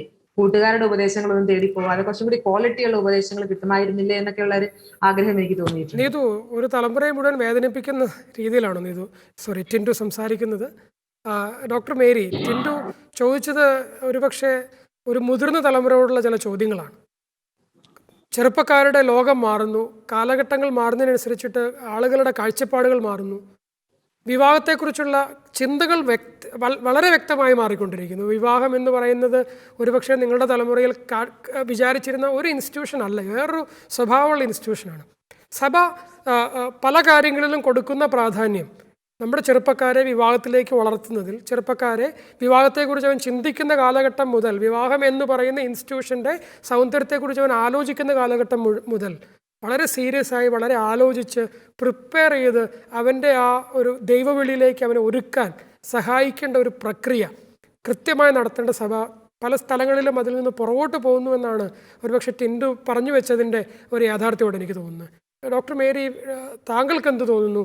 സത്യത്തിൽ സഭ എവിടെയാണ് ഈ ചെറുപ്പക്കാരുടെ ജീവിതത്തിൽ ഒരു നല്ല വിവാഹത്തിലേക്ക് ഒരുങ്ങാൻ വേണ്ടി കൃത്യമായി എവിടെ മുതൽ അവരെ പ്രിപ്പയർ ചെയ്ത് തുടങ്ങണം? എന്തൊക്കെയായിരിക്കണം ഈ ഒരു സാധാരണ മൊണോട്ടണസ് ആയ 3 ദിവസത്തെ നമ്മുടെ ഒരു സ്വാഭാവികമായ പ്രീ മാരേജ് കോഴ്സിൻ്റെ അപ്പുറത്ത് വളരെ മനോഹരമായിട്ടുള്ളൊരു കോഴ്സാണ് പ്രീ മാരേജ് കോഴ്സ്. പക്ഷേ പലപ്പോഴും എല്ലാവരും പറയുന്നത് പോലെ ഈ കോഴ്സ് കല്യാണം കഴിക്കേണ്ടതിൻ്റെ ഒരു ആവശ്യകത ആയതുകൊണ്ട് മാത്രം കൂടുന്നൊരു വലിയ സമൂഹത്തിൽ നിന്ന് മാറിയിട്ട് ഇത് എവിടെ നിന്ന് സ്റ്റാർട്ട് ചെയ്യണം? ഒരു വിശ്വാസത്തിലൂന്നിയ വിവാഹ ജീവിതത്തെക്കുറിച്ച് എവിടെ മുതൽ പറഞ്ഞു തുടങ്ങണം? അതൊരു വലിയ ചോദ്യമാണ്. ആ ഒരു കുഞ്ഞ് അവൻ്റെ അമ്മയുടെ ഉദരത്തിൽ ഉരുവാകുന്ന ദിവസം സ്റ്റാർട്ട് ചെയ്യണം ആ കോഴ്സ്. അവൻ ഉള്ളിൽ കിടന്ന് കേൾക്കുന്നുണ്ടെങ്കിൽ, അനുഭവിക്കുന്നുണ്ടെങ്കിൽ അമ്മയുടെ വിചാരങ്ങൾ തീർച്ചയായിട്ടും, ഞാനൊരു MBBS ഡോക്ടറല്ല, പക്ഷെ അങ്ങനെയാണ് എന്ന് സയൻസ് പറയുന്നു. അവിടെ അമ്മയുടെ ജീവിതം, അപ്പൻ്റെ ജീവിതം, അവരുടെ ഫാമിലി ലൈഫ്, അവൻ ജനിച്ച് വീഴുന്ന ദിവസം മുതൽ കാണുകയും കേൾക്കുകയും ചെയ്യുന്ന ഒരു ദാമ്പത്യ ബന്ധം, അവൻ്റെ എക്സ്റ്റെൻഡഡ് ഫാമിലിയുടെ ഊഷ്മളത, ഇതൊക്കെ ആ കുട്ടിയുടെ വിവാഹ ജീവിതത്തിലും ജീവിത പങ്കാളിയെ തിരഞ്ഞെടുക്കുന്നതിലും ഇൻഫ്ലുവൻസ് ചെയ്യും. തീർച്ചയാണത്. അല്ലാതെ സഭയ്ക്ക് മാത്രമായി എല്ലാവരും പറഞ്ഞത് അത് തന്നെയാണ്, മാതാപിതാക്കളുടെ റോളിനെ കുറിച്ചാണ്. എനിക്ക് തോന്നുന്നു യുവാക്കളായ മാതാപിതാക്കളാണ് ഇനി അതിന് മുൻകൈ എടുക്കേണ്ടത് ഇനിയുള്ള ലോകത്തിലേക്ക്. പിന്നെ ടിൻഡു പറഞ്ഞു വെച്ചത്, ഞാനൊരു മതാധ്യാപികയാണ്. തൃശ്ശൂർ രൂപതയിൽ ഡിഗ്രി ക്ലാസ് ഉള്ള സ്ഥലമാണ് ACC എന്ന് പറയുക, അഡ്വാൻസ് കോഴ്സ് ഇൻ കാറ്റഗസിസ്. അവിടെ പഠിപ്പിക്കുമ്പോൾ വളരെ ഫ്രണ്ട്ലി ആയിട്ടാണ് ഞങ്ങൾ എല്ലാവരും, ആ കോഴ്സ് ഡീൽ ചെയ്യുന്ന എല്ലാവരും അങ്ങനെയാണ്, ഫ്രണ്ട്ലി ആയിട്ട്. കാരണം തോളോടൊപ്പം ഉയർന്ന മക്കളാണ് നമ്മളോട് ഇരിക്കുന്നത്. ഒരുപാട് കാര്യങ്ങൾ ചോദിക്കുകയും ഒരുപാട് ഉത്തരങ്ങൾ പറയുകയും ഒക്കെ ചെയ്യും. പക്ഷെ അപ്പോഴും അവരുടെ മനസ്സിലുണ്ടാകുന്ന, ഇപ്പം ടിൻഡുവിനുണ്ടായിട്ടുള്ള തുറവി എല്ലാ കുഞ്ഞുങ്ങൾക്കും ഉണ്ടാകണം എന്നില്ല. അവരുടെ മനസ്സിലുള്ള ചില മുറിവുകൾ, അവിടെയാണ് ഫാമിലി ബാക്കിൽ നിൽക്കുന്നത്, അവരുടെ പശ്ചാത്തലമായി നിൽക്കുന്നത് അവരുടെ സ്വന്തം മാതാപിതാക്കളുടെ ജീവിതവും അവരുടെ കുടുംബ ജീവിതവുമാണ്. അപ്പം അവിടെ നിന്നുകൊണ്ടാണ് അവരുടെ പെർസ്പെക്റ്റീവ് എല്ലാം നോക്കിക്കാണുന്നത്, ആ ഒരു കണ്ണിലൂടെയാണ് അവർ. അപ്പം അവരുടെ തന്നെ ജീവിത പശ്ചാത്തലമാണ് അവരുടെ പാഠശാല എന്ന് ഞാൻ പറയും. 2, ഒന്നിനും ഒരു അവസാനം ഇല്ല. പക്ഷേ ഈ പറഞ്ഞ പോലെ ടിൻഡു പറഞ്ഞ പോലെ ഒരു അഗ്നിയാണ് ക്രിസ്തു, അല്ലെങ്കിൽ ക്രിസ്തുവിലേക്കുള്ള ജീവിതം, ക്രിസ്തുവിലുള്ള ജീവിതം ഒരു അഗ്നിയാണ് എന്നും അത് പിന്തുടരുന്നത് ഒരു ആനന്ദമാണെന്നും തിരിച്ചറിയുന്ന ഒരു പ്രായം ഉണ്ടാകും. അല്ലെങ്കിൽ അത് ചെറുപ്പം മുതലേ തിരിച്ചറിഞ്ഞ് വളർന്നു വരാനുള്ള സാഹചര്യം ഒരുക്കേണ്ടത് മാതാപിതാക്കളും അധ്യാപകരും എല്ലാവരും കൂടിയിട്ടാണ്. പക്ഷെ അങ്ങനെ ലഭിച്ചിട്ടില്ലെങ്കിൽ പോലും സഭയ്ക്ക് സാധിക്കുന്നത്, അതാണ് മാർപ്പാപ്പ ക്രിസ്തു വിവത്തിൽ ഞാൻ തുടങ്ങിയെടുത്ത് ക്രിസ്തു ജീവിക്കുന്നതിൽ പറഞ്ഞേക്കുന്ന ഇതാണ്, വിധവയുടെ മകനോട് എഴുന്നേൽക്കാൻ പറഞ്ഞതുപോലെ എറൈസ് എന്ന് പറയാൻ സഭയ്ക്ക് ഏത് പടുകുഴിയിൽ നിൽക്കുന്ന കുഞ്ഞിൻ്റെയും കൈ പിടിച്ച് എഴുന്നേൽക്കുക എന്ന് പറയാനുള്ള ദൗത്യം സഭയുടെ മൊത്തമാണ്. അത് ഞാൻ അതിൽ നിന്ന് ഒഴിഞ്ഞു മാറുന്നില്ല. പക്ഷേ അതിൽ വൈദികർക്ക് ദൗത്യമുണ്ട്, സമർപ്പിതരുണ്ട്, മുതിർന്ന എന്താ പറയുക വ്യക്തികൾക്ക്, മതാധ്യാപകർക്ക്, എല്ലാവരും കൂടി ചേർന്ന് വേണം നമ്മുടെ യുവാക്കളെ ഒരു റൈസ് എന്ന് പറഞ്ഞ് കൈ പിടിച്ച അവരെ ഈ ഒരു ആനന്ദത്തിലേക്കും അഗ്നിയുടെ തീപ്പന്തം മുന്നോട്ട് കൊണ്ടുപോകാനും അവരെ പ്രാപ്തരാക്കേണ്ടത് എന്നുള്ളതിൽ ഒരു സംശയമില്ല. എറൈസ് എന്ന് പറഞ്ഞ് പാപ്പ പറഞ്ഞ വാക്ക് കാണാതെ പോയ ഒന്നിനെ അന്വേഷിച്ച് ഉള്ള 99 ഉപേക്ഷിച്ച് പോകുന്ന ഒരു പിതാവിൻ്റെ സ്നേഹം ഒക്കെ നമ്മൾ ചർച്ച ചെയ്യുമ്പം ചാക്കോ സാറേ, നഷ്ടപ്പെട്ടു പോയതിനെ തിരിച്ചു കൊണ്ടുവരുവാൻ നമുക്ക് ഭയങ്കര സന്തോഷമുണ്ട്. നഷ്ടപ്പെട്ടു പോയതിനെ ചേർത്ത് പിടിക്കാൻ. നഷ്ടപ്പെടുന്നതിന് മുൻപ് ഈ നഷ്ടപ്പെടുന്നതിൻ്റെ വേദന എന്താണെന്ന് പലപ്പോഴും മറ്റ് വിവാഹത്തിലേക്ക് പോയി ജീവിതത്തിൽ സന്തോഷം നഷ്ടപ്പെടുന്ന സമയത്ത് പലരും പറഞ്ഞു, അയ്യോ അത് പോകണ്ടായിരുന്നു, തിരിച്ചു വരാം, അത് വേണ്ടായിരുന്നു എന്ന് തീരുമാനിക്കുന്ന ധാരാളം ആളുകളെക്കുറിച്ച് കേട്ടിട്ടുണ്ട്. സാർ, ഇത് പോയി കഴിഞ്ഞ് തിരിച്ചെടുക്കുന്നതിനെക്കുറിച്ചാണ് നമ്മൾ ചർച്ച ചെയ്യുന്നത്. പക്ഷെ പോവാതിരിക്കാൻ ചാക്കോ സാർ, നമുക്ക് എന്തൊക്കെ സ്റ്റെപ്പുകളാണ് സഭ എന്നുള്ള നിലയ്ക്ക്, കുടുംബം എന്നുള്ള നിലയ്ക്ക് നമുക്ക് എടുക്കാൻ പറ്റുന്ന ചില പ്രധാനപ്പെട്ട സ്റ്റെപ്പുകൾ വളരെ വേഗത്തിൽ ഒന്ന് പറഞ്ഞു വയ്ക്കാമോ? വിവാഹ ജീവിതത്തിലെ നമ്മുടെ യുവജനങ്ങളുടെ റോൾ മോഡല് അവരുടെ മാതാപിതാക്കളും അച്ഛനും അമ്മയും തന്നെ ആയിരിക്കണം. അതിന് യാതൊരു സംശയമില്ല. നല്ല കുടുംബജീവിതം നയിക്കുന്ന മാതാപിതാക്കളുള്ള കുടുംബങ്ങളിലെ മക്കളെ വിവാഹ ജീവിതത്തെ തള്ളി പറഞ്ഞു പോകുമല്ല ഇപ്പോഴത്തെ നമ്മുടെ യഥാർത്ഥ ഉദാശയാകുന്ന വിവാഹം തള്ളി പറഞ്ഞു പോകുന്ന ഞാൻ വിശ്വസിക്കുന്നില്ല. ആ തരത്തിൽ വളർത്തപ്പെട്ടവരാണെങ്കിൽ. പക്ഷെ മാതാപിതാക്കൾ റോൾ മോഡൽ ആകുന്നിടത്ത് പരാജയപ്പെടുന്നുണ്ട് എന്നുള്ളത് ഈ കാലഘട്ടത്തിന്റെ ഒരു വലിയ ദുരന്തമാണ് ഒരു പരിധി വരെ. കാരണം ചെറിയ കാര്യങ്ങളിൽ വിവാഹം കഴിച്ചു വിട്ടു കഴിഞ്ഞാൽ ഇങ്ങ് പോരെ എന്ന് പറയുന്ന അമ്മമാരാണ് ഇന്ന്. പണ്ട് അപ്പനും അമ്മയും മോളെ നീ അവിടത്തെ നിൽക്കണം എന്ന് പറയുന്നിടത്ത് ഇന്ന് ചെറിയ കാര്യങ്ങൾ പോലും വീട്ടിലേക്ക് തിരിച്ചു പോരാൻ, ഒരു കറിക്ക് അല്പം ഉപ്പ് കൂടിയാൽ അല്ലെങ്കിൽ ഉപ്പ് കുറഞ്ഞു പോയാൽ ഉടനെ അതിന് പരാതി പറഞ്ഞതിന് പേര് അത് പറയുമ്പം സാർ ഓർക്കണം, അടുത്ത ദിവസം മാതാപിതാക്കൾ വീട്ടിലോട്ട് തിരിച്ചു പോരാൻ പറയാത്തതിൻ്റെ ഒറ്റ കാരണം കൊണ്ട് മരിച്ചൊരു പെൺകുട്ടിയാണ് ഇന്ന് വാർത്തകളിൽ ഏറ്റവും കൂടുതലുള്ളത്. ഞാൻ വീണ്ടും പറയും, നിങ്ങളെല്ലാവരും മാതാപിതാക്കളെയാണ് ഫോക്കസ് ചെയ്യുന്നത്. മാതാപിതാക്കൾക്ക് മൂല്യച്യുതി അല്ല, ഒരു വീട്ടിൽ പേരൻസിൽ നിന്നും അത് പഠിക്കാൻ പറ്റിയില്ലെങ്കിൽ, ആ പേരൻസിൽ നിന്നും യഥാർത്ഥത്തിലുള്ള കുടുംബജീവിതത്തെക്കുറിച്ച് അവർക്ക് മനസ്സിലാക്കാൻ പറ്റുന്നില്ലെങ്കിൽ അവർ നശിച്ചു പൊയ്ക്കോട്ടെ എന്നാണോ നമ്മൾ കൺക്ലൂഡ് ചെയ്യേണ്ടത്? അല്ല, അങ്ങനെ അത്തരം ഒരു കൺക്ലൂഷൻ അല്ലത്. മറിച്ച് നമ്മൾ മക്കൾ നഷ്ടപ്പെട്ടു പോകുന്നതിനെ കുറിച്ച് പരിദേവനം വർപ്പിക്കുമ്പോ അതിന്റെ കാരണം കണ്ടെത്താൻ ശ്രമിക്കേണ്ടത് നമ്മളുടെ തന്നെ എന്റെ പിഴയിലാണെന്ന് ഞാൻ സൂചിപ്പിച്ചതേ ഉള്ളൂ. അതൊരു തിരുത്തൽ ആവശ്യമുണ്ടെങ്കിൽ ആദ്യം നമ്മൾ അവിടെ തുടങ്ങണമല്ലോ. അതുകൊണ്ട് ഞാൻ അത് സൂചിപ്പിച്ചതാണ്. മറ്റൊരു കാര്യം നമ്മൾ നോക്കണം, നമ്മൾ ഈ വിവാഹത്തെ കുറിച്ച് ചിന്തിക്കുമ്പോൾ നമ്മുടെ യുവജനങ്ങളിൽ പ്രത്യേകിച്ച് നല്ലൊരു ശതമാനം അല്ലെങ്കിൽ നല്ലൊരു വിഭാഗം യുവജനങ്ങളിൽ പുരുഷന്മാർ ഇന്നും അവിവാഹിതരായി നിൽക്കുന്ന ഒരു സമൂഹമാണ് നമ്മുടെ ക്രൈസ്തവ സമൂഹം. പെൺകുട്ടികളെ പെട്ടെന്ന് മാതാപിതാക്കളെ വിവാഹം കഴിപ്പിച്ചയക്കാൻ നമ്മുടെ കൺവെൻഷണൽ രീതി അനുസരിച്ച് ചെയ്യും. 10, 20, 24, 25 വയസ്സായ പെൺകുട്ടികളെ വേഗം പറഞ്ഞയക്കുന്നതാണ് പഴയ മാതാപിതാക്കളുടെ കസ്റ്റം അനുസരിച്ച് ഇപ്പോഴും ചെയ്യുന്നുണ്ട്. പക്ഷെ ആൺകുട്ടികളുടെ കാര്യം ശ്രദ്ധിക്കപ്പെടാതെ പോകുന്നതുകൊണ്ട് അവർ അവിവാഹിതരായി നിൽക്കുകയും മറ്റൊരു കാര്യം അവരുടെ തൊഴിലില്ലായ്മ, അവരുടെ സാമ്പത്തികമായിട്ടുള്ള അവർക്ക് നിലനിൽക്കാൻ കഴിയാത്ത സാഹചര്യം, അതൊക്കെ അവരെ കൊണ്ട് നിൽക്കുന്ന മറ്റൊരു തലത്തിലാണ്. അത് വിവാഹത്തിന്റെ അപജയമായ നമ്മുടെ സമൂഹത്തിൽ നിലനിൽക്കുന്നത്. അത് നമ്മൾ മനസ്സിലാക്കാതെ പോകരുത്. അന്യം നിന്ന് പോകുന്ന കുടുംബങ്ങളാണ്. ഒരു കുടുംബത്തിൽ മിക്കവാറും ഒരു ആൺകുട്ടിയെ ഉണ്ടാവുകയുള്ളൂ ഇപ്പോഴത്തെ സാഹചര്യത്തിൽ. അങ്ങനെ വന്നു കഴിഞ്ഞാൽ 10,000-കണക്കിന് അവിവാഹിതരായ യുവജനങ്ങളുണ്ടെങ്കിൽ 10,000-കണക്കിന് കുടുംബങ്ങളാണ് അന്യം നിന്ന് പോകാൻ പോകുന്നത്. അത് പ്രശ്നമായി നമ്മൾ കാണാതിരിക്കാൻ പാടില്ല. മറ്റൊരു ആസ്പെക്ട് നമ്മൾ പറയുന്നത്, വചനബദ്ധമായിട്ടുള്ള ജീവിതത്തിന് നമ്മൾ അവരെ പ്രാപ്തരാക്കണം. തീർച്ചയായിട്ടും അത് എനിക്ക് തോന്നുന്നത്, ഞാൻ ഇപ്പൊ ജ്യൂസിന്റെ കേസ് എടുക്കാം. യഹൂദന്മാരുടെ പഞ്ചഗ്രന്ഥികൾ അവർ ചെറുപ്പത്തിൽ തന്നെ അത് ബൈഹാർട്ടാക്കിയിരിക്കും. അതുകൊണ്ട് തന്നെ അവരുടെ പുസ്തകം കത്തിപ്പോയാൽ അവർക്ക് എഴുതാം. ഒരു പ്രാവശ്യം ഒരു മുസ്ലിം സഹോദരനോട് ചോദിച്ചു, നിങ്ങളുടെ ബൈബിൾ കത്തിപ്പോയാൽ എത്ര പേർക്ക് കൂടി അത് എഴുതാൻ പറ്റും? ആർക്കും സാധിക്കില്ല. ഞങ്ങളെ സംബന്ധിച്ച് ഞങ്ങൾക്ക് അത് എഴുതാൻ പറ്റും. അത് മുഴുവൻ ഈ ലോകത്തുള്ള മുഴുവൻ ബൈബിളും നശിച്ചു പോയാൽ എഴുതാൻ പറ്റും. നമുക്ക് ചാക്കോ സാർ, എനിക്ക് മനസ്സിലാവുന്നു നമ്മുടെ ആ വിശ്വാസം കൊച്ചിലെ മുതലേ നമ്മൾ സ്വായത്തമാക്കി അത് വളരെ കൃത്യമായി പാലിച്ചു പോകുന്ന എന്നുള്ളതാണ് സാറിൻ്റെ സജഷനിൽ ഒരു സൊല്യൂഷൻ. നമുക്ക് സമയം അവസാനിച്ചതുകൊണ്ട് ഞാൻ ടിൻറ്റുവിൽ തന്നെ വന്ന് അവസാനിപ്പിക്കുകയാണ്. ടിൻറ്റു, നിങ്ങളെപ്പോലെയുള്ള വിശ്വാസം പ്രാക്ടീസ് ചെയ്യുന്ന ചെറുപ്പക്കാരാണ് അടുത്ത നിങ്ങളുടെ തലമുറയ്ക്കും അതിനുശേഷ തലമുറയ്ക്കുമുള്ള വലിയൊരു മാതൃക. യഥാർത്ഥത്തിൽ നിങ്ങളാണ് മാതൃക കൊടുക്കുന്നത്.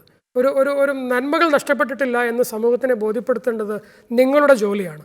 നിങ്ങളെപ്പോലെയുള്ള ചെറുപ്പക്കാർ, വ്യത്യസ്തമായി ക്രിസ്തീയ യുവജന സംഘടനകളിൽ പ്രവർത്തിക്കുന്ന ചെറുപ്പക്കാർക്ക് നമ്മുടെ ചെറുപ്പക്കാരെ ആ വിശ്വാസത്തിൽ നിലനിൽക്കാനും മുൻപോട്ട് പോകാനും വേണ്ടി സഹായിക്കാൻ വേണ്ടി എന്തൊക്കെ ചെയ്യാൻ പറ്റും എന്നാണ് ടിൻഡുവിന് തോന്നുന്നത്? ആദ്യമായിട്ട് തന്നെ നഷ്ടപ്പെട്ടു പോകുന്നു എന്നോർത്ത് നമ്മൾ ഒരിക്കലും വിലപിക്കരുത്. മാതാപിതാക്കളുടെ ഒരു ആംഗിളിൽ മാത്രമാണ് മക്കൾ നഷ്ടപ്പെട്ടു പോകുന്നത്. പക്ഷെ ഒരുപക്ഷെ മക്കൾ കൂടുതൽ സ്വാതന്ത്ര്യത്തിലേക്ക് കടക്കുകയാണ്. അപ്പൊ ഏറ്റവും മനോഹരമായ സ്വാതന്ത്ര്യം എവിടെയാണ് കിട്ടുന്നത് എന്നുള്ള സ്ഥലത്തിലേക്ക് എനിക്ക് എന്റെ കൂട്ടുകാരിയെ ക്ഷണിക്കാൻ പറ്റണം. എനിക്ക് ആ ഒരു അഗ്നിയോടെ ഞാൻ ഈ അനുഭവിച്ച ഒരു കർത്താവിന്റെ സ്നേഹമാണ് ഏറ്റവും ബ്യൂട്ടിഫുൾ എന്ന് വളരെ അഭിമാനത്തോടെയും വളരെ സന്തോഷത്തോടെയും വളരെ കോൺഫിഡന്റ് ആയിട്ടും പറയാൻ സാധിക്കണം. ശരിക്കും കോൺഫിഡൻസ് ആണ് വേണ്ടത്. ഒരിക്കലും നമ്മൾ ഒരു 22 വയസ്സോ 23 വയസ്സോ ആകുമ്പോൾ ഞാൻ ആഗ്രഹിക്കുന്ന എന്റെ മാതാപിതാക്കൾ എന്നെ വിവാഹം കഴിപ്പിച്ചു വിടാൻ വേണ്ടിയിട്ട് തിരക്ക് കൂട്ടണമെന്നൊന്നും അല്ല. അവരെനിക്ക് വ്യക്തമായ കാഴ്ചപ്പാടുകൾ തന്ന് എനിക്ക് എന്റെ ജീവിതത്തെ ഏറ്റവും നന്നായിട്ട് ചൂസ് ചെയ്യാനുള്ള ഒരു ഫ്രീഡവും ഒരു കോൺഫിഡൻസും, ആ ഒരു കോൺഫിഡൻസ് ആണ് നമ്മൾ എപ്പോഴും ബാക്കിയുള്ളവർക്ക് കൊടുക്കേണ്ടത്, ആ ഒരു സപ്പോർട്ട്. ഓക്കെ, അതുപോലെ തന്നെ നമുക്ക് ഏറ്റവും മനോഹരമായിട്ട് ചെയ്യാൻ പറ്റുന്നത് വളരെ സ്മാർട്ടായിട്ട് ബിഹേവ് ചെയ്യാൻ വേണ്ടിയിട്ട്, വളരെ അട്രാക്റ്റീവ് ഇൻ ദി സെൻസ് കർത്താവിനെ കൊടുക്കുന്നവരെല്ലാവരും വളരെ അട്രാക്റ്റീവ് ആയിരിക്കും. വളരെ അട്രാക്റ്റീവ് ആയിട്ട് ബിഹേവ് ചെയ്യാൻ ശരിക്കും നമ്മളെ യൂത്തിനെ പഠിപ്പിക്കുക. ഏറ്റവും കോൺഫിഡന്റ് ആയിട്ട് സമൂഹത്തിന്റെ എല്ലാ മേഖലകളിലും, ജോലി സ്ഥലത്തായി കഴിഞ്ഞാലും പള്ളിയിൽ പോകുമ്പോഴായാലും വളരെ കോൺഫിഡന്റ് ആയിട്ടും വളരെ നമ്മുടെ പ്രിൻസിപ്പിൾസിനെ കുറിച്ചും നമ്മുടെ വിശ്വാസത്തിന്റെ അടിസ്ഥാനത്തെ കുറിച്ചും ഒക്കെ സംസാരിക്കാനുള്ള കോൺഫിഡൻസ് അവർക്ക് കൊടുക്കുക. അതുപോലെ തന്നെ ഒരുപാട് യുവജനങ്ങൾ ഒരുമിച്ച് കൂടുന്ന സ്ഥലങ്ങൾ നമുക്ക് വേണം. എല്ലാവർക്കും ഒരുമിച്ചിരിക്കാനും ഒരുപാട് സംസാരിക്കാനും ഒക്കെ ഇഷ്ടമാണ്. അത്തരം തുറന്ന സ്ഥലങ്ങൾ, നമ്മുടെ വിശ്വാസത്തെ കുറിച്ച് ചർച്ച ചെയ്യപ്പെടുന്ന, നമ്മൾ ഏതിൽ ഉറച്ചു നിൽക്കണമോ അതിനെക്കുറിച്ച് ചർച്ച ചെയ്യപ്പെടുന്ന സ്ഥലങ്ങൾ കുറച്ചും കൂടിയൊക്കെ നന്നായിട്ട് വർദ്ധിപ്പിക്കുക. നമ്മൾ ഒരു പ്രായത്തിനപ്പുറം മാതാപിതാക്കളുടെ കൈകളിൽ നിന്നൊക്കെ പോയി കഴിയുമ്പോൾ അവരെക്കാളും സുരക്ഷിതരായ ഒരു കരങ്ങളിലേക്ക് ഇവർ എത്തുന്നു എന്നുള്ള കാര്യം ഉറപ്പുവരുത്തുക. അത്തരം സുരക്ഷിതമായ സ്ഥലങ്ങൾ ഒരുക്കുക. അത്തരം സുരക്ഷിതമായ സൗഹൃദങ്ങളായിട്ട് മാറുക. ബേസിക്കലി നമ്മൾ ജനറേഷൻ ഗ്യാപ്പ് മാറിയാൽ തന്നെ കുറച്ചും കൂടി അങ്ങോട്ടും ഇങ്ങോട്ടും ഒക്കെ ആളുകൾക്ക് അംഗീകരിക്കാൻ പറ്റിയാൽ തന്നെ, കുറച്ചും കൂടി യുവജനങ്ങളുടെ ഭാഷ മനസ്സിലാക്കാൻ പറ്റിയാൽ തന്നെ യുവജനങ്ങൾ ഓപ്പൺ ആവും.